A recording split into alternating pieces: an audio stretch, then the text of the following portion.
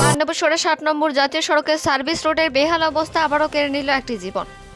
রবিবার দুপুর ৩টে নাগাদ পাণ্ডবেশ্বর এরিয়া মোড় সংলগ্ন পেট্রোল পাম্পের সামনে একটি বাস ও একটি বাইকের মুখোমুখি সংঘর্ষে মৃত্যু হয় এক বাইক আরোহীর।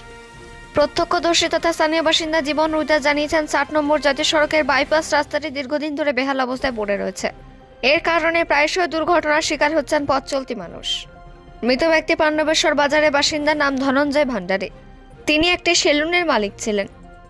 এদিন কাজ সেরে নিজে সেলুন বন্ধ করে বাড়ি ফেরার পথে দুর্ঘটনাটি ঘটে।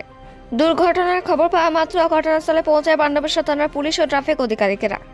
পুলিশ মৃতদেহটি উদ্ধার করে ময়নাতদন্তের জন্য নিয়ে যায়। স্থানীয় বাসিন্দারা প্রশাসনের কাছে দ্রুত রাস্তা মেরামতের দাবি জানিয়েছেন, কারণ তাদের মতে অবহেলার কারণে এমন দুর্ঘটনা বারবার হয়েছে।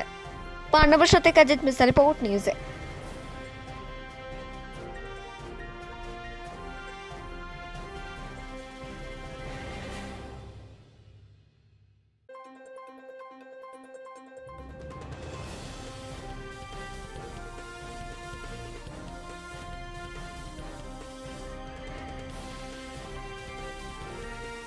ওই সিউড়ি আসানসোল বাঁধার সময় একটা বাইক সঙ্গে অ্যাক্সিডেন্ট হয়েছে।